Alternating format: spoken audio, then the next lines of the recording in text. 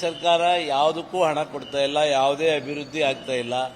ಎಲ್ಲ ಭಾಗ್ಯಗಳಿಗೋಸ್ಕರ ಅವರು ಮಾಡ್ತಾ ಇದ್ದಾರೆ. ಆ ಭಾಗ್ಯನಾದರೂ ಸರಿ ಕೊಟ್ಟರೆ ಅದು ಕೊಟ್ಟಿಲ್ಲ.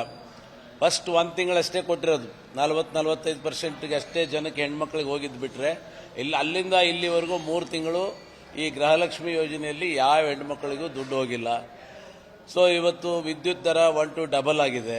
ಸರ್ಕಾರ ಸಂಪೂರ್ಣವಾಗಿ ಆರ್ಥಿಕವಾಗಿ ದಿವಾಳಿ ಎದ್ದಿದೆ. ಇಂಥ ಸಂದರ್ಭದಲ್ಲಿ ಎತ್ತಿನ ಹೊಳೆನೂ ಮಾಡೋಕ್ಕಾಗಲ್ಲ. ಇದ್ದಂಥ ನೀರಾವರಿ ಯೋಜನೆಗಳನ್ನು ಸ್ಥಗಿತಗೊಳಿಸಿದ್ದಾರೆ. ನಮ್ಮ ತಾಲೂಕಲ್ಲಿ ಸುಮಾರು ಹಿಂದಿನ ನಮ್ಮ ಸರ್ಕಾರದಲ್ಲಿ ಕೊಟ್ಟಂಥ 50 ಕೋಟಿ ರೂಪಾಯಿಗಳಿಗೂ ಹೆಚ್ಚು ಹಣವನ್ನು ವಾಪಸ್ ಪಡ್ಕೊಂಡಿದ್ದಾರೆ. ಮಂಜೂರಾಗಿ ಟೆಂಡರ್ ಆಗಿದ್ದು ವರ್ಕ್ ಆರ್ಡರ್ ಕೊಟ್ಟಿಲ್ಲ ಅನ್ನೋಂಥ ಒಂದೇ ಉದ್ದೇಶಕ್ಕೆ ಅವುಗಳನ್ನು ಕೂಡ ವಾಪಸ್ ತಗೊಂಡಿದ್ದಾರೆ. ಹಾಗಾಗಿ ಈ ಸರ್ಕಾರದಲ್ಲಿ ಯಾವುದೇ ಅಭಿವೃದ್ಧಿಯನ್ನು ನಿರೀಕ್ಷೆ ಮಾಡೋದು ಬಹಳ ದೊಡ್ಡ ತಪ್ಪಾಗ್ತದೆ. ಅದು ನಿರೀಕ್ಷೆ ಮಾಡೋಕ್ಕೂ ಆಗೋದಿಲ್ಲ. ಈ ಸರ್ಕಾರದಲ್ಲಿ ಅಭಿವೃದ್ಧಿ ಕಾರ್ಯಗಳು ಆಗಲಿಕ್ಕೆ ಸಾಧ್ಯನೂ ಇಲ್ಲ. ಅನುಕ್ಷಣದ ಸುದ್ದಿಗಳಿಗಾಗಿ ವಿಸ್ತಾರ ನ್ಯೂಸ್ ಯೂಟ್ಯೂಬ್ ಚಾನೆಲ್ ಸಬ್ಸ್ಕ್ರೈಬ್ ಮಾಡಿ. ಹೊಸ ಸುದ್ದಿಗಳ ನೋಟಿಫಿಕೇಶನ್ಗಾಗಿ ಬೆಲ್ ಐಕಾನ್ ಕ್ಲಿಕ್ ಮಾಡಿ.